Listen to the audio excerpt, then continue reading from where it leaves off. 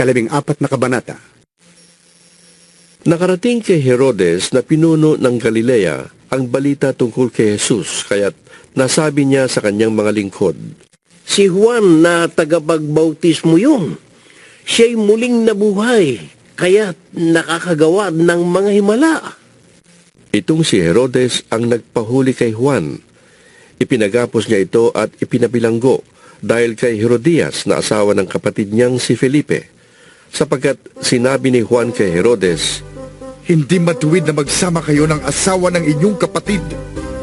ibig ni Herodes na ipapatay si Juan, ngunit natatakot siya sa mga Hudyo, sapagkat kinikilala nilang propeta si Juan na tagapagbautismo.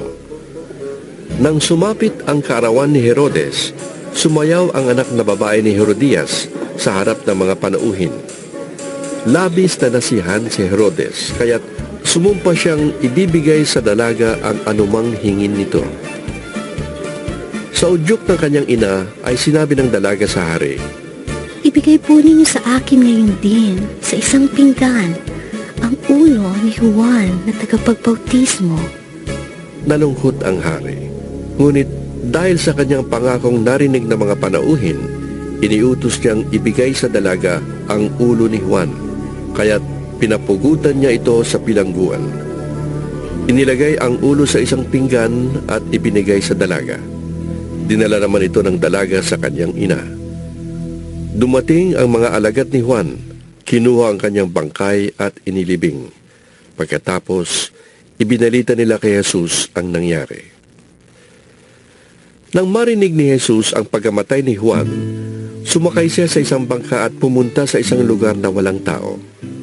Nang mabalitaan naman yun ng mga tao, sila'y lumabas ng mga bayan at palakad na sumunod sa kanya. Pagdating ni Jesus sa dalampasigan, nakita niya ang napakaraming taong iyon. Nahabag siya sa kanila at pinagaling niya ang mga may sakit na dala nila. Nang dapit hapon na'y lumapit sa kanya ang mga alagad. Sinabi nila, Malapit na pong lumubog ang araw at ilang ang lugar na ito. Papuntahin na po ninyo sa mga kalapit na nayon ang mga tao upang makabili ng kanilang makakain. Hindi na sila kailangang umalis. sabi ni Jesus. Kayo ang magpakain sa kanila. Sumagot sila, Wala po tayong pagkain, kundi 5 tinapay lamang at 2 isda. Dalhin niyo rito. sabi niya. Pinaupo niya sa damuhan ang mga tao. Kinuha ang 5 tinapay at 2 isda. Tumingala siya sa langit at nagpasalamat sa Diyos. Pinaghati-hati niya ang mga tinapay at iniutos sa mga alagad na ipamahagi iyon sa mga tao. Nakakain ang lahat at nabusog.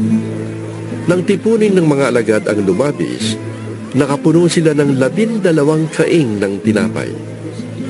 May 5,000 lalaki ang kumain, bukod pa sa mga babae at mga bata. Agad pinasakay ni Jesus sa bangka ang mga alagad at pinauna sa kabilang ibayo.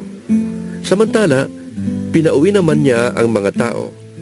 Matapos siyang paalisin ang mga ito, umakyat siya sa bundok upang manalangin. Nag-iisa siyang inabot doon ng gabi. Samantala, ang bangka ay nasa laot na at sinasalpok ng mga alon sapagkat pasalungat sa hangin. Nang madaling araw na'y sumunod sa kanila si Jesus na naglalakad sa ibabaw ng tubig. Kinilabutan sa takot ang mga alagad nang makita nilang may lumalakad sa ibabaw ng tubig. Multo! Sigaw nila. Ngunit nagsalita agad si Jesus at sinabi sa kanila, Huwag kayong matakot! Ako ito! sinabi ni Pedro, Panginoon!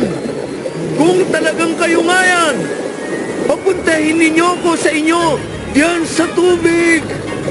sumagot siya. Halika! Mula sa bangka, lumakad si Pedro sa ibabaw ng tubig papunta kay Jesus. Ngunit nang mapansin niyang malakas ang hangin, siya'y natakot at nagsimulang lumubog.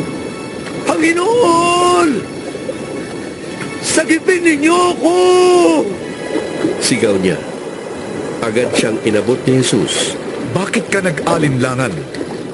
Napakaliit ng iyong pananampalataya. Sabi niya kay Pedro.